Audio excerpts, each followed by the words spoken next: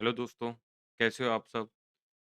आज मुझे नहीं लगता कि आप सही होंगे जैसा कि अभी 2-3 दिन पहले 2-3 दिनों से जो न्यूज़ चल रही है, हम सब ने सीजीएल का एग्ज़ाम बड़ी मेहनत से दिया, बड़े मतलब जोश से दिया था कि एक नया वेंडर आया है, वो टफ़ सवाल पूछ रहा है तो हमें अच्छे से प्रिपेयर करना है और पेपर अच्छे से करना है। जब पेपर आया, सबने पेपर दिया तो पेपर का क्वालिटी भी आपने देखा, पेपर का लेवल भी आपने देखा। पर ये पेपर का लेवल चलो स्टूडेंट झेल लेगा। पर अभी जो ये न्यूज़ चल रही है ये स्टूडेंट के हित में बिल्कुल नहीं है। जहाँ ओपनली एक स्टूडेंट धनबाद में रिमोट एक्सेस से चीटिंग करता पकड़ा गया। उससे सिर्फ़ ये निर्देश दिए गए थे कि आप लैब में जाइए और सिर्फ़ माउस हिलाते रहिए, ठीक है? जब ये बताइए ये एक इंसिडेंट जो सामने आ गया तो ऐसे जाने हज़ारों कितने इंसिडेंट हुए होंगे इस एडिक्विटी के पैटर्न की वज़ह से, एडिक्विटी के इस एग्ज़ाम कंडक्ट करवाने की वज़ह से। और एसएससी चेयरमैन क्या बोलते हैं कि भई हमारी पेपर बनाने वाली संस्था अलग है, पेपर करवाने वाली संस्था अलग है और मॉनिटरिंग करने वाली संस्था अलग है।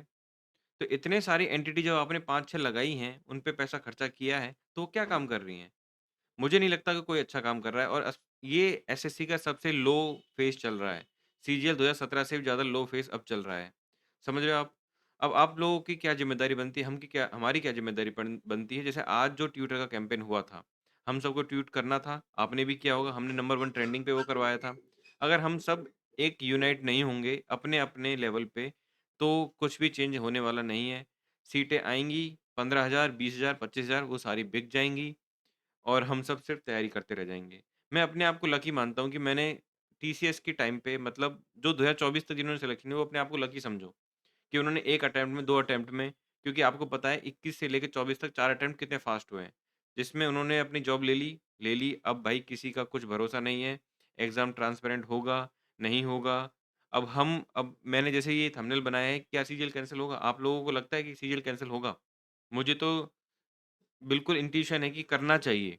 ये फेयर एग्ज़ामिनेशन बिल्कुल नहीं था। आप सिलेक्शन फ़ेज़ ले लो। एडीक्यूटी ने अब तक जितने भी एग्ज़ाम करवाए हैं, कंबाइंड हिंदी ग्रेजुएट से ले कंबाइंड हिंदी ट्रांसलेटर से लेके सीजीएल तक, सब में कोई भी स्मूथ नहीं हुआ। किसी में कुछ प्रॉब्लम, किसी में कुछ प्रॉब्लम। स आपने देखा होगा सिलेक्शन फ़ेज़ में तो out of the syllabus question पूछे गए हैं, जिनको बच्चों को पता ही नहीं कि ये भी सिलेबस में है। समझ रहे हो? फिर सीजीएल में उन्होंने वो प्रॉब्लम सुधारी, तो एक नई प्रॉब्लम दे दी।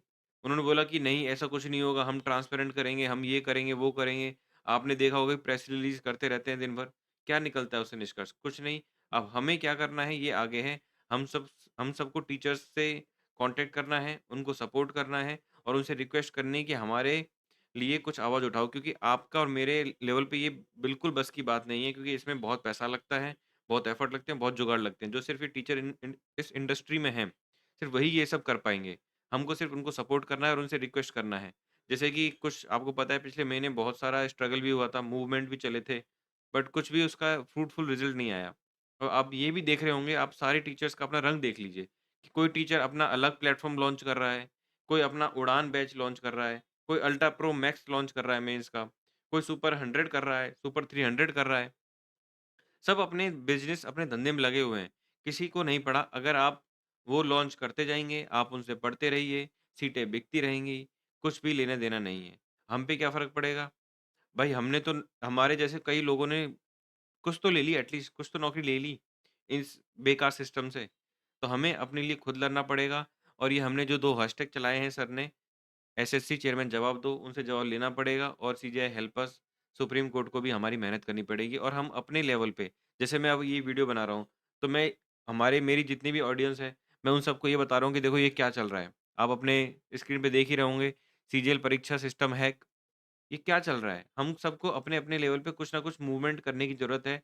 आप ज़्यादा से ज़्यादा वीडियो बनाइए, ज़्यादा से ज़्यादा ट्वीट कीजिए, सबको इस जो स्कैम चल रहा है एसएससी में उसके बारे में अवगत कराइए। अपने पेरेंट्स को, अपने दोस्तों को, सबको ताकि सब पता लगे कि क्या चल रहा है। स्टूडेंट के भविष्य के साथ कितना बड़ा खिलवाड़ चल रहा है। कोई एक बच्चा तैयारी करता है, 5-5 6-6 साल तक तैयारी करता रहता है और इस ये सिस्टम से बाईपास करके सीटें बेचते रहते हैं।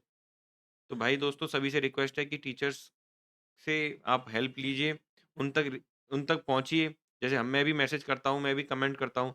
आप उन सब पे थोड़ा-सा दबाव बनाइए ताकि वो अपने हित में कुछ काम करें और इस सिस्टम को फ़ेयर और एक ऑनेस्ट तरीके से हम सिलेक्शन ले पाएँ। जो आदमी मेहनत करता है, उसका तो एटलीस्ट सिलेक्शन हो। या जिसके पास सिर्फ़ 20 लाख, 25 लाख, 30 लाख रुपए हैं, बस उसी का सिलेक्शन होगा। आप कमेंट में ज़रूर बताइए कि आपको लगता है सीजीएल कैंसल होना चाहिए? आपका एग्ज़ाम कैसा गया था? मेरा तो भाई बहुत बढ़िया एग्ज़ाम गया था। मेरा शिफ्ट मेरे हिसाब से थी। आपको नहीं लगता ईज़ी थी? मुझे तो अपने हिसाब से लग रही थी।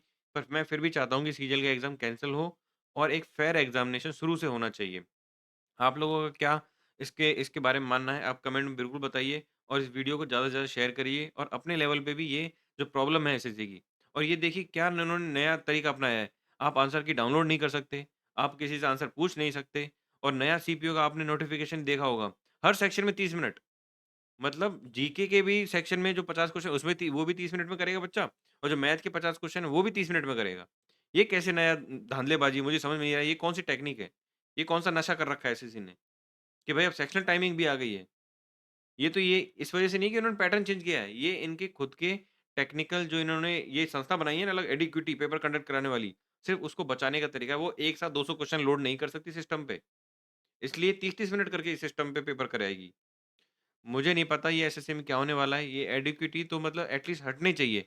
टीसीएस आए ना आए उसका हमें पता नहीं पर ये एडिक्विटी को तो हटाना ही पड़ेगा, अन्यथा बच्चों के भविष्य के साथ बिल्कुल जस्टिस नहीं होगा, आप मान लेना और आप अपने लेवल पे अपने लिए हम ही आवाज़ उठा पाएँगे और कोई हमारे लिए आके आवाज़ नहीं उठाएगा, ये आप मान लेना।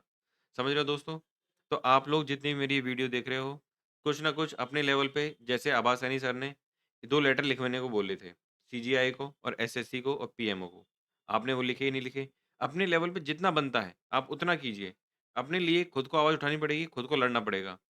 तो दोस्तों आपका क्या मानना है? ये सीजीएल एग्ज़ाम कैंसल होना चाहिए, नहीं होना चाहिए? सिलेक्शन फेज़ एग्ज़ाम कैंसल होना चाहिए, नहीं होना चाहिए? जिसमें पूरी शिफ्ट ही रिपीट हो गई। एक बंदे के 185 नंबर हैं 200 में से और वो पूछता है सिलेक्शन होगा, नहीं होगा। तो सिलेक्शन किस पे होगा? 200 नंबर पे? मुझे नहीं लगता, पता नहीं क्या हो रहा है, क्या नहीं हो रहा। मुझे तैयारी करने का मन नहीं कर रहा। आप लोगों को तैयारी करवाने का मन नहीं कर रहा। पढ़े तो लो आदमी पढ़ा कैसे? अब हम आईबी पे फ़ोकस करते हैं मुझे लगता है। आईबी का मेंस आने वाला है, इंटरव्यू आने वाला है, हम उसकी तैयारी करेंगे। एसएससी भाड़ में जाए। एसएससी का कुछ भी हो, एग्ज़ाम होगा हम दे लेंगे, रिमोट एक्सेस होगा हम दे लेंगे, कोई दिक्कत नहीं है, जिसको बेचना है बेचो सीट। ठीक है दोस्तों, मिलते हैं अगली वीडियो में जहाँ पे अपन आईबी के बारे में डिस्कस करेंगे। जय हिंद।